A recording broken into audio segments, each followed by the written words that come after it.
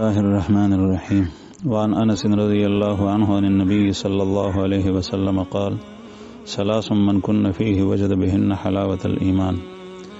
حضرت انس رضی اللہ عنہ نے روایت تے فرمائی کہ رسول اللہ صلی اللہ علیہ وسلم ارشاد فرمایلو: ثلاث دری خوبی داسی دی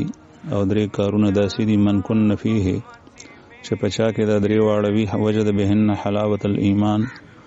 دی به د ایمان ذائقه او د ایمان خوږوالی د ایمان حلاوت محسوسوي. ان یکون الله ورسوله احب الیه مما سواهما، په هغې دریو څیزونو کې یو دا چې د الله جل جلاله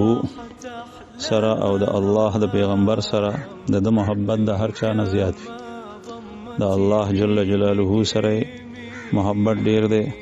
او د رسول الله صلی الله علیه وسلم سره مینه ډیره ده. وان يحب المرء لا يحبه الا لله،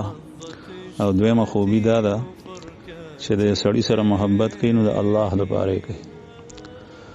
وان يكره ان يعود في الكفر بعد ان انقذه الله منه كما يكره ان يقذف في النار، او دریمه خوبی دا چې د کفر ته واپس کېدل داسې نه خوښي لکه څنګه چې په اور کې چې او اور ته غورځېدل نه خوښي نو داسې کفر ته واپس کېدل نه خوښي. نبی کریم صلی الله علیه وسلم نه حضرت انس رضی الله عنه روایت کوي چې درې خوبی داسې دي، درې سيزونه داسې دي چې پچا کې وینو دی به د ایمان خوږوالی او د ایمان لذت محسوسوي. یو دا چې د الله او د الله د پیغمبر سره محبت د هر چا نه زیات وي. دویم دا چې چا سره محبت کوي نو د الله د پاره کوي. او دریم دا چې د کفر ته واپس کېدل داسې نه خوښي، د هغې نه نفرت کوي لکه څنګه چې اور ته اچور نه نفرت کوي. دا درې سيزونه دي نبی کریم صلی الله علیه وسلم فرمایي چې چا کې دا درې واړه وي نو دی به د ایمان حلاوت محسوس کړي. او حلاوت او لذت چې د کوم شي سړی محسوس کړي نو بیا هغه شی غواړي وایي چې دا شی وی نو چې د چا شیریني خوښه ده نو چې یو ځلې وخوري نو بیا ورته هغه خوند ورکړي. او چې د چا انار او انګور خوښ دی د هغې لذت او خوند د تر خولې شو نو بیا هغه خوښ وي. او ماشوم بچی چې پیدا شي نو د هغه د مور پی خوښ وي نو هغه د مور د شودونو د پیونه نه وړي او ډېر په ګرانه باندې وړي، ځکه چې د هغه خولې ته یو ځل د هغې خوند او لذت پرېوتی دی، اوس د هغې نه اورېدل ګران دي. نو چې د کوم سړي زړه ته او د هغه بدن ته د ایمان لذت او حلاوت پرېوتو نو بیا به ده ته ایمان او ایمانیات د هر څه نه ډېر خوند ورکوي. بیا به دنیا او د دنیا څیزونه دا ټول لستو کړي او هر میدان کې او هر ځای کې او هر ګړۍ او هر وخت کې به د ایمان ته او چې د ایمان سره متعلق څومره امور دي هغې ته ترجیح ورکړي، ځکه چې د هغې لذت او خوند یې محسوس شوی دی. دا نن سبا چې مونږ د مونځ په ځای او د الله جل جلاله د حکم په ځای باندې دنیا ته ځو، د الله پاک حکم شاته پرېږدو، د هغې وجه دا ده چې د الله جل جلاله د دې حکمونو په ضمن کې چې بنیادي شی د ایمان لذت زمونږ تر خولې شوی نه دی. چې کله د ایمان خوږوالی حلاوت هغه زمونږ تر خولې شي نو بیا بل یو طرف ته ګوري نه سړی. څاروی غوا غوی شین خید دی خوښ وي، نو چې کله شین خید وویني نو په پټي کې ورګډ شي او د زمیندار هغه ډنډه او کوتک د هغه نه ایري، ځکه چې د هغې خوند یې تر خولې شوی دی نو دی که وهیم نو هم د هغې نه مخ نه اړوي. نو چې کله د یو مؤمن د ایمان حلاوت تر خولې شي نو بیا به ده ته ایمانیات او ایمانی اعمالو باندې عمل کول ډېر آسان وي، دی که به یو لذت محسوسوي. هغه درې سيزونه دا دي چې هغې سره دا حلاوت محسوسېږي. یو دا چې الله او د الله د رسول سره د هر چا نه محبت زیاتي، او دې محبت نه مراد علماء کرام وایي محدثین چې عقلي محبت دی. او کله دا عقلي محبت طبعي محبت ته لاړ شي، عقلي محبت دا دی چې د الله او د الله د رسول حکم په مقابله کې د ښځې وینا، د اولاد وینا، د خپلوانو وینا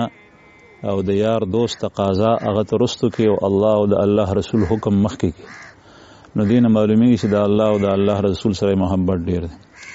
ښه د بچپن یار چې کوم دی نو هغه ورته یو خبره کوي خو په هغې کې د الله جل جلاله د حکم خلاف ورزي ده او د رسول الله صلی الله علیه وسلم د ارشاداتو د هغې خلاف ورزي ده. نو د الله سره او د الله د رسول سره که محبت وي نو دی دا دوست او یار پرېږدي، خو د الله او د الله رسول خبره خري نو د الله سره محبت ډېر دی. ښځه ورته وایي چې دا مال مه ورکو، لیکن دی وایي زکات را باندې فرض دی نو د الله سره محبت ډېر دی. نفس وتوي او خزا او کور کې وتوي چې د مال په جماعت کې په مدرسه کې ملګو یتیم او فقیر ته مر او لار په مسمو دی وی چې الله په خوشحاليږي نو په هغه ځای کې لګي په مسافر باندې مخرج کو او اوږي ته چې کوم نه خوراک مو ورکو دی وی چې الله او د الله د رسول په باندې راضي کیږي نو زه په دې کې لګوم د الله او د الله د رسول سره محبت ډیر دی او کله د عقلي محبت دی حد تلاړ شي چې دا به تبعي وګرځي یعنی په ځړه کې د الله سره او د الله د رسول سره محبت ډیر او دویمه خوبي دا ده چې د چا سره محبت کوي نو د الله د پاره کوي کله چې د انسان د چا سره محبت وي نو د هغه مختلف وجوهات کې دي هغه سړی نه وته دنیوي نفع او خیر رسی نو ځکه وسره محبت کې دي چې د زامنو ته نوکری ورکی عادت نوکری ورکی نو داغت سره محبت هم کوي او کور ته امراولي او دعوتونه هم وته کوي او یا چې کوم نه د یو نقصان نه بچ کوي نو ځکه وسره محبت په تنگ وخت کې په کار راځي نو ځکه وسره محبت ته نو دا د محبت مختلف وجوهات وي یا هغه د رنگ د وجنه خوخته محبت دی وسره یا داغه په आवाज باندې مین شوی د محبت دی وسره نه بلکې دا محبت د الله جل جلاله د پاره بس او دا الله د پاره محبت دی چې دا تقوادار دی زکه او دا عالم دی زکه او دا متقی او پارسا دی زکه او دا دیندار دی زکه او په دې کې حیا دی زکه او دې چې کوم نه نو نیکوکار دی نو په دې وجه وسره محبت دی نو دا د الله د پاره محبت شو او درېمه دا چې کفر ته واپس کېدل داسې نه خوخي لکه چې اور ته شي نو هیڅ انسان اور ته چول نه خوخي اور نه هر یو سړی ځان بچ کی نو د کفر نه داسې نفرت وي او دا څومره ګناهونه چې دي د اعمال له کفر دي نو د ګناه نه نفرت ته نو ځکه چې دا د کفر سره لګي او دا غي په مقابله کې چې کوم دینو دغه نیکی او طاعت د خوختي چې کله دا درې خصلتونه بچا کې پیدا شل دی به د ایمان خوګواله محسوس کی او چې د ایمان خوګواله یو ځل محسوس کو دی ترخلی شو بیا به ته بدین باندې عمل کول آسان وي او د ګناه نه بچ کېدل وته بیا آسان وي الحمدلله رب العالمین متقین والسلام